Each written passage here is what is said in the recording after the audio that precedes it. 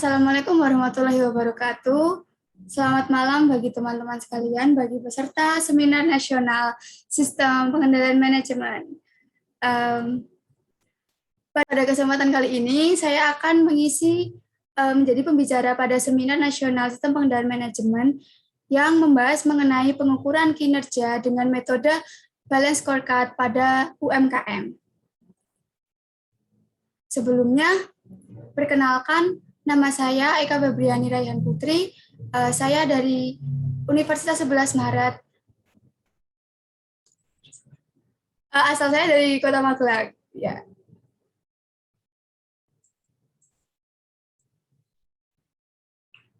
Sebelumnya, mari kita mulai pembahasan kita kali ini mengenai pengukuran kinerja dengan metode Balance Scorecard pada UMKM atau usaha mikro, kecil, dan menengah. Next.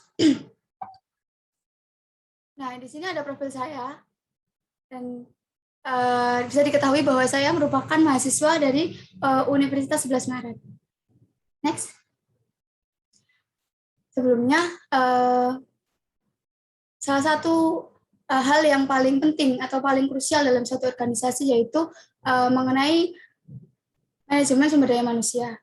Nah, hal ini dikarenakan bahwa sumber daya manusia itu merupakan satu penggerak dalam satu organisasi dan salah satu aspek penting yang dibutuhkan oleh organisasi untuk mencapai visi dan misi dari organisasi tersebut.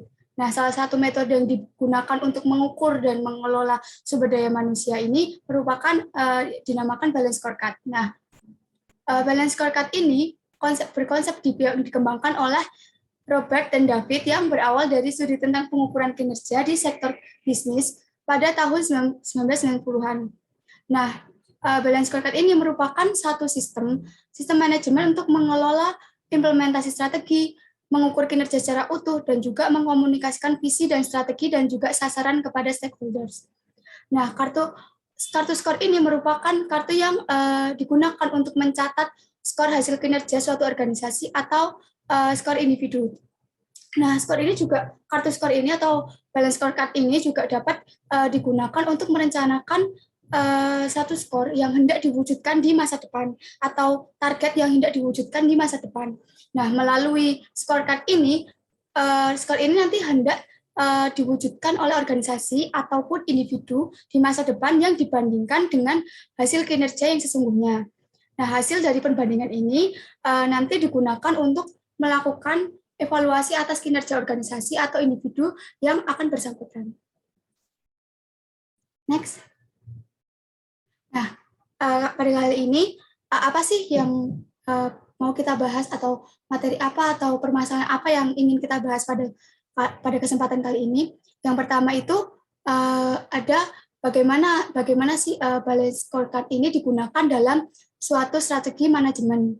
Yang kedua, bagaimana perspektif dalam balance scorecard dan juga penerapannya. Dan yang ketiga, itu bagaimana kendala dalam implementasi di balance scorecard ini. Nah, yang pertama itu mengenai konsep balance scorecard dalam strategi manajemen. Next. Nah, perlu diketahui sebelumnya bahwa balance scorecard itu, saya ulangi sekali lagi, bahwa suatu konsep untuk mengukur apakah aktivitas-aktivitas operasional suatu perusahaan itu dalam skala yang lebih kecil sejalan dengan sasaran yang lebih besar dalam hal visi dan strategi oleh perusahaan tersebut atau organisasi tersebut. Nah, munculnya balance scorecard ini itu disebabkan karena adanya pergeseran tingkat persaingan bisnis dari industrial competition ke information competition. Nah, sehingga akan mengubah alat ukur atau acuan yang akan dipakai oleh perusahaan untuk mengukur kinerjanya. Nah, balance scorecard ini akan memberi manfaat bagi organisasi dalam beberapa cara. Nah, yang pertama itu balance scorecard ini akan menjelaskan visi organisasi. Jadi, melalui balance scorecard ini kita akan mengetahui apa sih visi organisasi dan sebenarnya tujuan utama atau sasaran target pada organisasi tersebut itu apa. Nah, yang kedua itu ada menyelaraskan organisasi untuk mencapai visi itu. Setelah kita mengetahui apa visi dari organisasi tersebut, maka kita akan menyamakan atau menyelaraskan tujuan-tujuan yang akan kita capai berdasarkan dari visi tersebut. Nah, yang ketiga, itu ada mengintegrasikan perencanaan strategis dan alokasi sumber daya. Setelah ditetapkan visi dan tujuan dari organisasi tersebut, kita akan melakukan perencanaan atau perencanaan strategis dan juga alokasi sumber daya yang kita butuhkan untuk mencapai satu sasaran tersebut. Dan yang manfaat selanjutnya adalah meningkatkan efektivitas manajemen dengan menyediakan informasi yang tepat untuk mengarahkan perubahan. Nah, di sini setelah kita melakukan perencanaan, maka balance scorecard ini juga nanti akan secara efektif meningkatkan manajemen dengan menyediakan informasi yang tepat dan juga akan mengarahkan perubahan dari manajemen itu menjadi lebih semakin baik. Next. Nah, selanjutnya kita membahas mengenai prinsip dari balance scorecard itu sendiri. Apa sih prinsip-prinsip yang diterapkan oleh balance scorecard ini? Nah, yang pertama itu ada menerjemahkan sistem manajemen strategi berbasis balance scorecard ini ke dalam terminologi operasional sehingga semua orang itu dapat memahami bagaimana kinerja organisasi yang akan dilakukan ke depannya dan juga akan memudahkan para internal organisasi untuk mengetahui bagaimana sih visi atau tujuan dari organisasi ini ke depannya. Yang kedua, itu ada menghubungkan dan menyelaraskan organisasi dengan strategi tersebut. Nah, ini tuh untuk menyelaraskan organisasi dengan strategi ini berfungsi untuk memberikan arah dari eksekutif kepada staf-stafnya atau kepada bawahan-bawahannya untuk bagaimana mereka mencapai visi dari organisasi tersebut. Yang ketiga, itu membuat strategi yang merupakan pekerjaan bagi semua orang melalui kontribusi dari setiap orang dalam implementasi strategis. Nah, di sini dibutuhkan bahwa setiap orang atau setiap individu dalam satu organisasi tersebut itu penting dan mereka mempunyai tugas atau mempunyai pekerjaan yang akan berfungsi untuk membuat strategi yang akan kedepannya masa depan dilakukan oleh organisasi tersebut. Yang selanjutnya ada membuat strategi suatu proses untuk terus-menerus melalui pembelajaran dan adaptasi organisasi. Dan yang terakhir ada melaksanakan agenda perubahan oleh eksekutif guna memobilisasi perubahan. Jadi dari balance scorecard ini akan dilaksanakan beberapa tugas atau beberapa capaian-capaian untuk merubah dari organisasi itu semakin maju, untuk merubah dari tradisional menjadi modern, menjadi lebih semakin maju dan juga semakin produktif. Next. Nah, di sini terdapat tahapan membangun balance scorecard. Nah, di sini menurut ROM pada tahun 2003, sebelum balance scorecard ini diimplementasikan, organisasi itu akan terlebih dahulu harus membuat atau harus membangun dan juga menyusun balance scorecard. Nah, apa sih terdapat di sini terdapat tahapan atau tahapan-tahapan yang dalam membangun suatu balance scorecard. Yang pertama itu kita terlebih dahulu harus menilai suatu fondasi dari organisasi tersebut. Jadi kita harus tahu tujuan utama atau visi dan misi dari organisasi tersebut itu apa. Yang kedua, adalah membangun strategi bisnis. Setelah kita tahu visi utama atau tujuan utama, kita akan membangun suatu strategi untuk mencapai visi-visi tersebut, visi dan misi tersebut. Yang ketiga, itu ada membuat tujuan organisasi. Seperti halnya strategi bisnis, tujuan organisasi ini juga akan akan berusaha untuk membantu mencapai visi dan misi organisasi tersebut. Nah, yang keempat, itu ada membuat strategic map atau peta strategi dalam bagi strategi bisnis untuk organisasi. Nah, di sini sebenarnya tujuan dari membuat strategic map ini adalah untuk memudahkan internal perusahaan untuk mencapai target-target yang ingin ia capai. Dan yang selanjutnya itu ada pengukuran kinerja, di mana pengukuran kinerja ini penting untuk menilai, nantinya untuk menilai apakah kinerja mereka sudah efektif dan efisien atau belum. Dan yang terakhir ada menyusun inisiatif. Nah, inisiatif di sini itu akan dibutuhkan jika terdapat kendala atau masalah yang terjadi pada organisasi yang bisa menghambat dari visi dan misi organisasi tersebut. Next. Selanjutnya mengenai konsep keseimbangan dalam balance scorecard. Nah, konsep di sini terdapat 3 konsep. Yang pertama yaitu keseimbangan antara indikator keberhasilan finansial dan juga non finansial. Nah, balance scorecard di sini awalnya itu dibuat untuk mengatasi kekurangan dalam ukuran dari performa finansial dalam menyeimbangkan dengan pemicu lain untuk performa yang mengacu kepada masa depan. Nah, di sini juga masih terus menjadi prinsip dari sistem balance scorecard ini. Nah, yang kedua itu ada keseimbangan antara konstituen internal dan eksternal dari organisasi. Nah, di sini shareholder atau pemilik dan pelanggan itu merepresentasikan bahwa konstituen eksternal dalam balance scorecard ini, sementara karyawan dan juga proses internal untuk merepresentasikan konstituen internalnya. Nah, di sini balance scorecard ini akan berusaha untuk menyeimbangkan kebutuhan kedua grup itu yang tak jarang menjadi yang sering kali terjadi kontradiktif satu sama lain, dan juga untuk bisa mencegah secara efektif dalam implementasi strategi ini. Nah, yang ketiga itu ada keseimbangan antara indikator performa, lag, dan lead.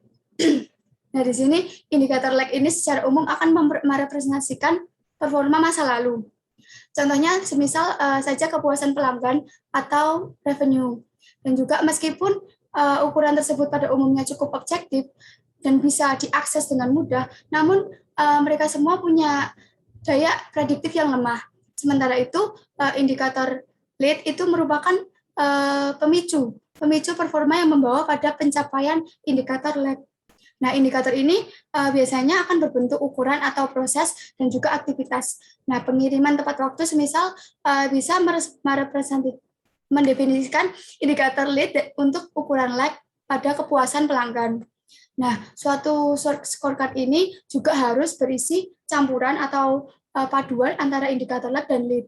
Nah, indikator lag yang tanpa disertai oleh ukuran lead itu tidak akan mengkomunikasikan bagaimana target akan diraih. Nah, sebaliknya, bahwa indikator lead itu tanpa ukuran lag juga akan menghasilkan perkembangan yang jangka pendek, namun tidak tampak bagaimana perkembangan tersebut berdampak pada peningkatan benefit bagi pelanggan dan juga shareholder. Next. Nah, pada permasalahan berikutnya, kita akan membahas mengenai perspektif dalam balance scorecard dan juga penerapannya.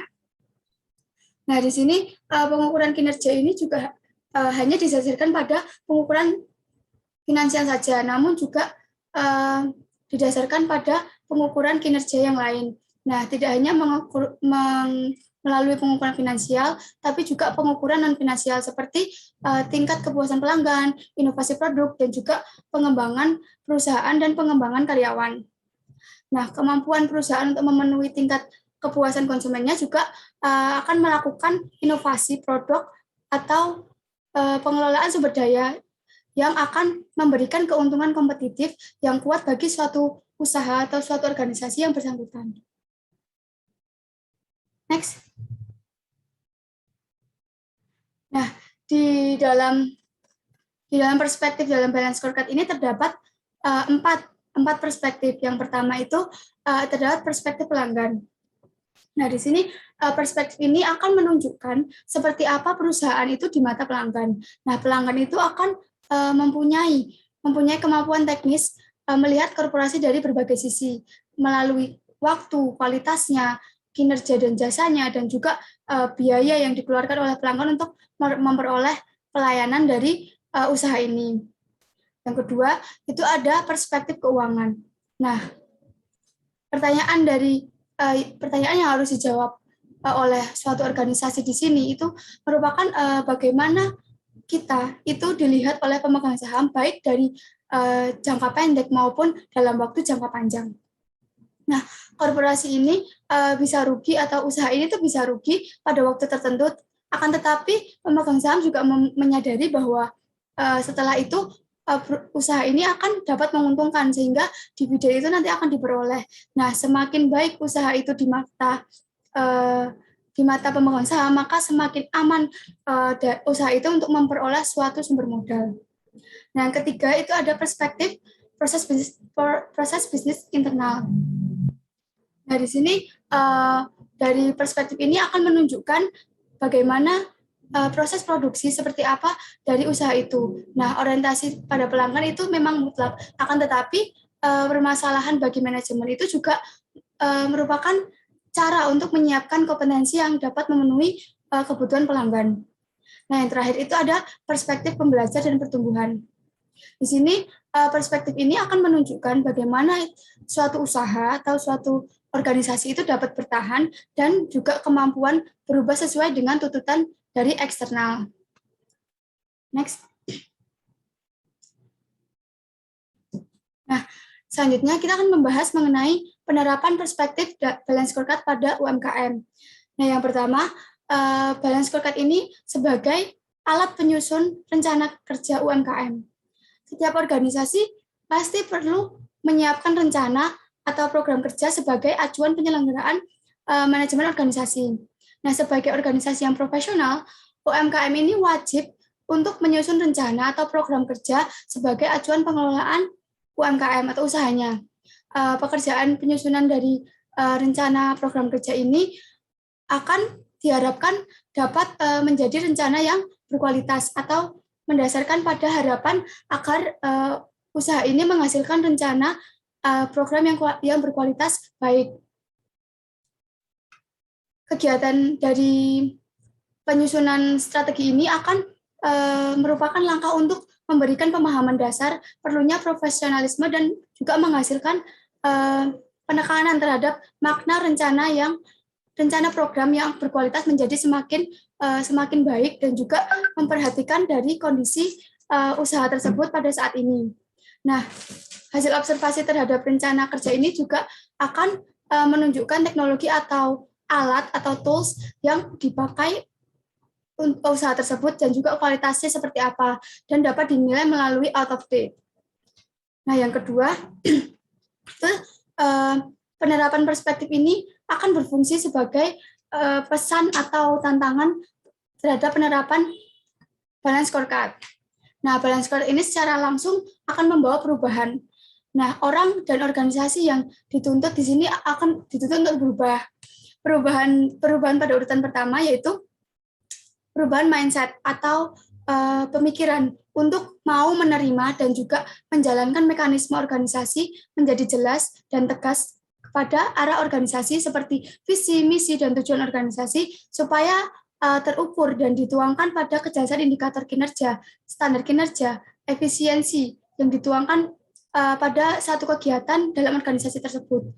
Dan juga nanti akan berpengaruh pada biaya yang diperlukan sesuai beban kegiatan dan juga waktu yang dibutuhkan organisasi tersebut. Perubahan ini akan sekaligus menjadi tantangan untuk suatu usaha atau organisasi tersebut untuk mau dan mampu berubah menghasilkan rencana program kerja UMKM yang berkualitas. Nah, implikasi lebih lanjut itu seperti perubahan penggunaan teknologi dan juga metode penyusunan rencana program kerja UMKM ini. Dari kondisi sekarang ini berubah menggunakan beberapa alat atau tools dan juga mekanisme yang dimiliki oleh balance scorecard sendiri. Nah, yang ketiga itu BSC ini akan bisa menjadi sebagai prospek penerapan pada balance scorecard. Nah, prospek di sini dituntut untuk menjadi bagus. Jadi prospek penerapan balance scorecard pada UMKM itu harus bagus atau sangat bagus. Dan juga pengenalan suatu inovasi di bidang organisasi dan juga manajemen yang dibawa oleh balance scorecard ini akan membuka kesadaran dan juga motivasi untuk meraih prestasi yang lebih baik di masa depan. Respon dari para peserta pelatihan itu juga akan sangat positif dan reaktif. Perubahan yang terasa langsung itu seperti mulai terbiasa dengan pola pikir yang jelas, terukur, dan juga terbuka terhadap perspektif bukan hanya fokus pada aspek uang atau target keuangan saja dan juga, namun juga fokus kepada aspek non uang untuk dalam mengelola UMKM tersebut. Next. Nah, yang terakhir kita akan membahas mengenai kendala dalam implementasi balance scorecard. Nah, di sini permasalahan itu nanti akan timbul dalam penerapan balance scorecard dan banyak juga dihadapi oleh usaha-usaha atau organisasi yang ingin sekali menerapkan balance scorecard dalam sistem manajemennya. Nah, di sini masalahnya itu di antara lain yang pertama itu bagaimana mendesain sebuah scorecard. Nah, desain scorecard yang baik itu pada dasarnya merupakan desain yang mencerminkan tujuan strategik organisasi. Beberapa perusahaan itu telah mencoba mendesain sebuah scorecard penilaian kinerja berdasarkan kategori-kategori yang diungkapkan oleh Kaplan dan Norton. Nah, dalam prakteknya masih banyak usaha atau organisasi yang tidak dapat merumuskan strategi yang ia miliki dan juga memiliki strategi yang tidak jelas sama sekali. Nah, hal ini tentu nanti akan menyulitkan pembentukan desain dari scorecard itu sendiri yang sesuai dengan tujuan organisasi yang ingin dicapai. Nah, yang kedua, itu ada banyaknya alat ukur yang diperlukan. Nah, banyaknya alat ukur yang dikembangkan oleh perusahaan itu tidak menjadi masalah terpenting sebenarnya. Bagaimana alat ukur itu mencakup keseluruhan strategi perusahaan, terutama dalam mengukur kinerja dimensi yang terpenting dari sebuah strategi.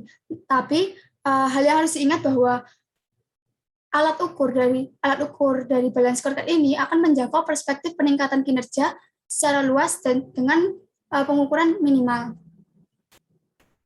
Nah, yang ketiga itu ada permasalahan apakah scorecard itu cukup layak untuk dijadikan penilaian kinerja. Nah, menurut Sarah, pada tahun 1999 itu layak atau tidaknya suatu scorecard yang dibentuk oleh suatu usaha atau organisasi akan tergantung pada nilai dan orientasi strategi perusahaan yang bersangkutan. Pada beberapa perusahaan itu mereka lebih memperhatikan nilai-nilai yang secara eksplisit dan juga kuantitatif dikaitkan dengan strategi bisnis mereka. Dan selanjutnya, bagaimana perlunya scorecard dikaitkan dengan gain sharing secara individu. Nah, banyak perusahaan itu yang menghubungkan antara kinerja dalam balance scorecard ini dengan pembagian keuntungan atau gain sharing. Nah, secara individual. Tetapi harus diingat bahwa dasar dari pembagian keuntungan ini itu merupakan seberapa besar sih dukungan inovasi atau perubahan kultur yang diberikan oleh individu kepada peningkatan kinerja perusahaan.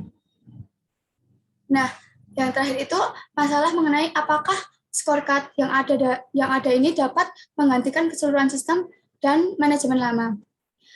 Dalam prakteknya sangat sulit untuk mengganti sistem manajemen yang lama dengan sistem manajemen yang baru atau seperti balance scorecard ini.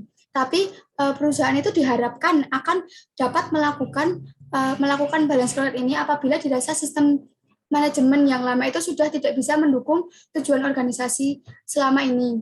Nah, pada beberapa perusahaan itu mereka akan berusaha menerapkan balance scorecard ini dalam perusahaannya. Mereka akan memilih untuk menggabungkan antara sistem yang masih relevan dengan pencapaian tujuan organisasi dan juga dengan sistem balance scorecard ini sendiri. Next. Nah, penerapan implementasi balance scorecard ini sebenarnya tidak selalu berhasil. Terkadang ada yang mengalami beberapa kendala yang menyulitkan organisasi sehingga terjadi kegagalan dalam penerapannya. Nah, berikut terdapat 4 kendala yang terdapat dalam implementasi balance scorecard itu sendiri. Yang pertama, itu terdapat hambatan visi. Nah, di sini hambatan ini seringkali tidak ada titik temu dalam menyepakati suatu visi dalam perusahaan. Tentu saja nanti akan berimbas pada perencanaan strategi perusahaan itu. Nah, sekalipun kemudian sudah terbentuk satu suara atau visi yang sama, namun penyelarasan yang sama itu akan kesulitan dan dalam menjabarkan strategi menjadi langkah yang nyata. Nah, kendala pada visi ini terjadi karena kekurangan atau kurangnya komunikasi visi yang telah dibangun oleh organisasi itu. Nah, penelitian itu menunjukkan bahwa 5% karyawan itu hanya memahami strategi perusahaan saja. Nah, pelaksanaan dari suatu strategi itu merupakan hasil tindakannya. Nah, tindakan ini akan mengandaikan pemahaman yang berasal dari kesadaran. Nah, bila suatu strategi itu dikembangkan tetapi tidak dikomunikasikan kepada karyawan, maka bisa dipastikan bahwa strategi itu sebagus apapun, itu hanya tinggal kata-kata saja, dan itu tidak akan tercapai dengan baik. Nah, ketidakpahaman visi juga dapat disebabkan oleh rumusan yang terlalu panjang dan juga pengertian yang kurang jelas dan juga pemakaian bahasa yang rumit sehingga anggota dari organisasi tersebut kesulitan untuk memahami apa sih visi yang diterapkan oleh perusahaan ini. Nah, yang kedua itu ada hambatan orang. Di sini berkembangnya dari sebuah perusahaan itu seharusnya juga diikuti dengan perencanaan strategi dari SDM atau sumber daya manusia supaya tujuan, visi, dan juga kompetensi dari individu itu tetap selaras sehingga keseluruhan pencapaian tujuan organisasi itu secara keseluruhan akan tidak terabaikan. Namun seringkali ditemui tujuan dari masing-masing individu dan juga strategi dari perusahaan itu sama sekali tidak terkait satu sama lain. Nah, untuk memotivasi mereka agar menerapkan strategi organisasi ini juga perlu untuk memetakan secara eksplisit antara kaitan pelaksanaan strategi dan juga program intensif yang dapat diterima oleh karyawan. Nah, pada pakar motivasi itu sepakat bahwa intensif yang diberikan harus jelas kaitannya dengan kinerja. Bila tidak, intensif itu akan diberikan tidak akan menjadi motivasinya untuk meningkatkan suatu kinerja organisasi. Nah, dari penelitian itu menunjukkan bahwa hanya 25% organisasi itu yang mengaitkan antara insentif dan juga strategi organisasi. Yang ketiga, terdapat hambatan sumber daya. Nah, pada kondisi ini, sumber daya baik waktu, energi, dan uang yang ada pada organisasi itu tidak dialokasikan pada hal-hal penting dan juga strategis. Atau pengalokasiannya itu tidak seimbang, di mana hanya fokus pada tujuan jangka pendek sehingga tujuan jangka panjang itu terabaikan. Kendala ini nanti akan berkaitan dengan modal atau anggarannya. Nah, studi itu memperlihatkan bahwa 60% dari organisasi ini tidak mengaitkan anggaran yang dibuat dengan strategi. Nah, hal ini merupakan satu kesalahan atau kendala yang sulit, namun juga sering dilakukan atau sering terjadi. Nah, dikatakan sulit itu karena jika suatu anggaran tidak dikaitkan dengan strategi, maka apa anggaran tersebut itu terkait dengan apa anggaran tersebut itu terkait. Yang harus dilakukan adalah selalu pertanyaan berdasarkan strategi, inisiatif apa yang dapat membedakan kita dari para pesaing yang lain dan juga sumber daya apa yang kita perlukan untuk mencapai satu tujuan strategi itu. Nah, yang terakhir itu ada hambatan manajemen. Nah, di sini strategi ini tidak dapat dilaksanakan karena tidak adanya sosialisasi strategi. Nah, hambatan lain yang sebenarnya itu lebih dominan adalah seperti kegagalan dalam menyusun peta strategi. Seperti yang dinyatakan oleh Kaplan dan Norton bahwa strategi ini tidak dapat dijalankan jika strategi ini tidak dapat dipahami oleh internal satu organisasi tersebut. Tetapi strategi tersebut juga tidak bisa dipahami bila juga tidak digambarkan. Bila suatu organisasi tidak terlalu kompleks, maka cukup satu peta strategi bisa mencerminkan seluruh aktivitas dari penciptaan nilai berdasarkan 4 perspektif tadi. Nah, tetapi bila organisasi tersebut mempunyai banyak unit bisnis dengan fungsi dan hubungan lintas unit yang sangat kompleks, maka diperlukan tema strategi yang lebih kompleks dan juga lebih seperti tingkat korporat. Next. Nah, berikut terdapat contoh balance scorecard dalam UMKM. Di sini contohnya itu kan seperti kan tadi dalam penyusunan balance scorecard itu akan dibagi beberapa perspektif. Nah, di sini contohnya seperti nomor 1 itu adalah perspektif keuangan. Perspektif keuangan ini mempunyai bobot 25% dan di perspektif keuangan itu mempunyai beberapa sasaran strategi yang diantaranya yaitu peningkatan laba perusahaan, yang mempunyai bobot 16,75% dan juga efisiensi biaya operasional yang mempunyai bobot 8,25%. Nah, bobot-bobot ini nanti akan disesuaikan oleh disesuaikan dengan tujuan dari perusahaan itu, mereka kemana sih mereka akan fokus pada sasaran-sasaran strategi itu. Nah, yang kedua itu ada perspektif pelanggan.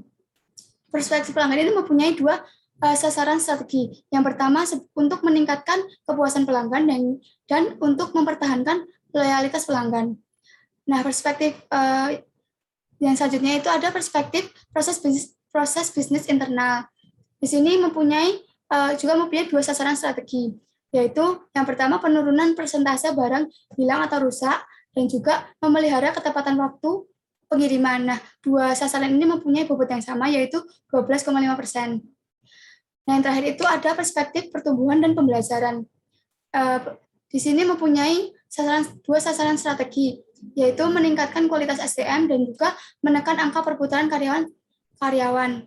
Nah, itu mempunyai dua bobot yang berbeda, di mana meningkatkan kualitas SDM itu mempunyai bobot 16,75% dan juga menekan angka perputaran karyawan itu mempunyai bobot 8,25%. Ini merupakan contoh dari penerapan PSG dalam UMKM.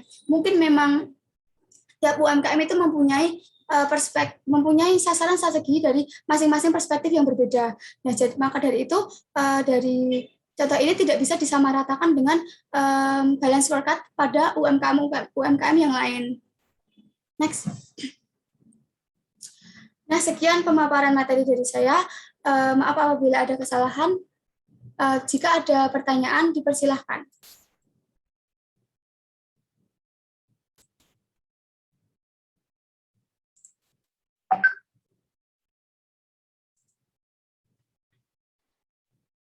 Saya mau bertanya. Oh iya, silahkan Mbak Devi Putri.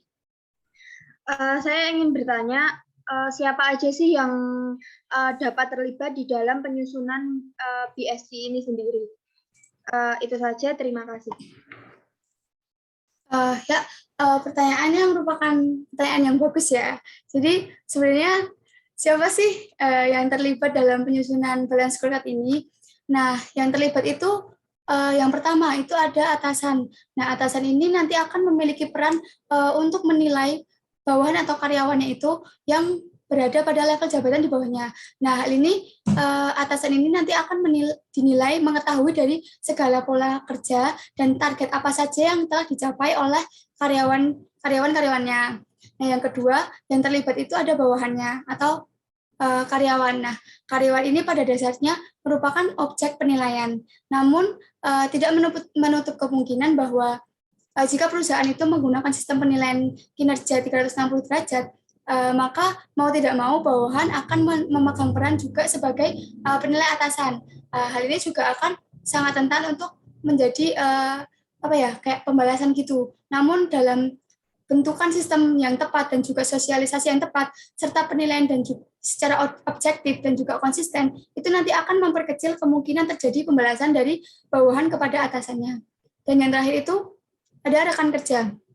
Nah, rekan kerja di sini dapat memegang peran sebagai penilai atau maupun objek penilaian. Nah, tentu dengan rekan kerja ini akan memiliki pandangan yang berbeda mengenai kinerja rekannya. Nah, oleh karena itu tidak ada salahnya bahwa untuk memadukan segala peran penilai atau rekan kerja ini supaya dapat memperoleh hasil penilaian yang objektif. Begitu dari Pak Putri. Bagaimana? Apakah sudah menjawab? Penjelasannya sangat lengkap sekali, saya sudah mengerti. Terima kasih. Oke, terima kasih Mbak Devi Putri. Selanjutnya, apakah masih ada pertanyaan?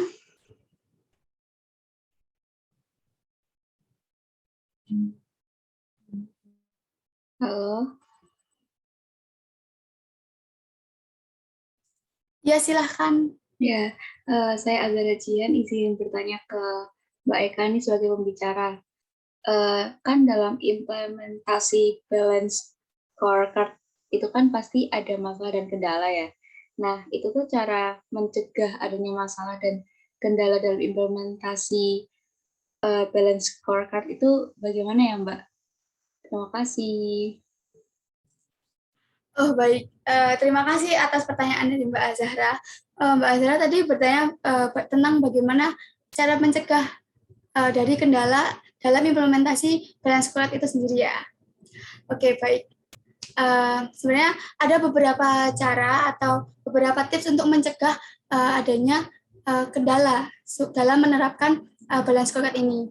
Nah, yang pertama itu bisa melakukan penyederhanaan dalam strategi manajemen. Nah, penyederhanaan di sini nanti akan menyangkut mengenai target keuangan, pasar, dan juga segmen pasar, dan juga bisa aspirasi merek dan juga promosi dari nilai pelanggan itu. Jadi semakin sederhana strategi itu akan semakin jelas dan juga akan terhindar dari segala kendala-kendala dalam penerapannya.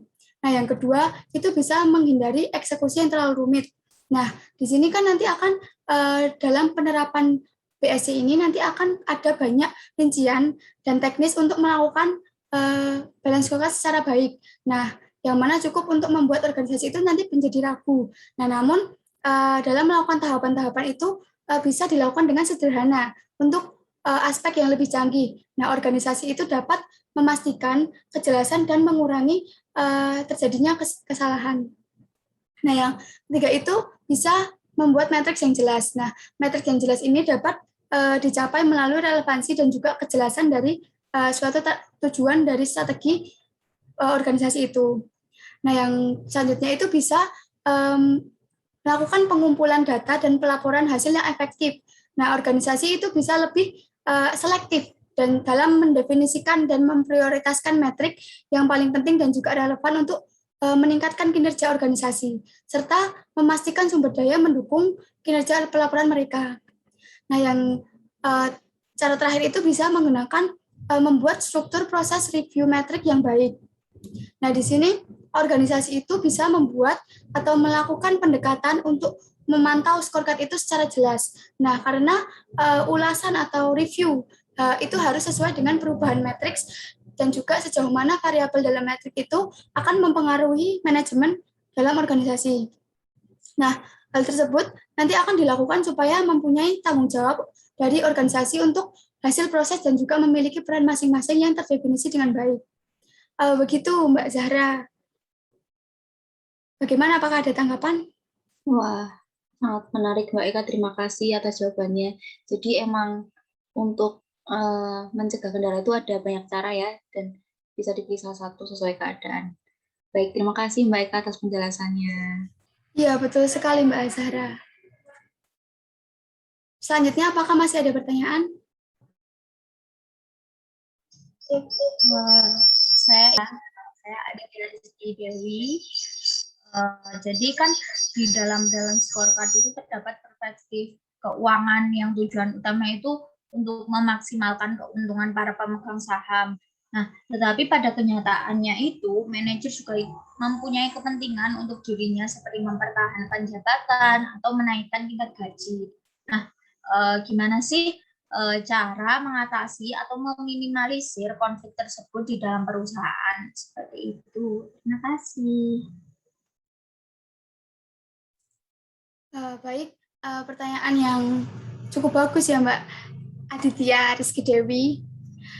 Baik, di dalam saya akan mencoba menjawab bahwa di dalam balance scorecard ini pengukuran finansial itu mempunyai dua peranan penting, di mana yang pertama itu merupakan semua perspektif tergantung pada pengukuran finansial yang menunjukkan implementasi dari strategi yang sudah direncanakan.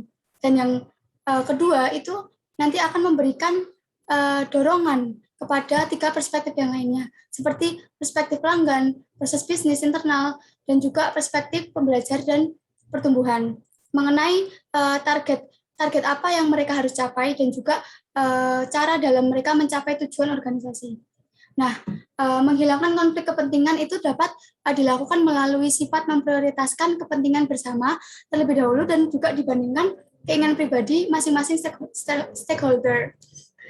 Dalam suatu organisasi, sangat penting adanya keselarasan tujuan yang ingin dicapai. Nah, manajemen organisasi ini selaku pihak yang diberi amanat oleh pemegang saham itu nanti akan diharapkan memiliki tujuan yang sama dan dengan pemegang saham perusahaan, yaitu meningkatkan kemajuan dan profitabilitas perusahaan.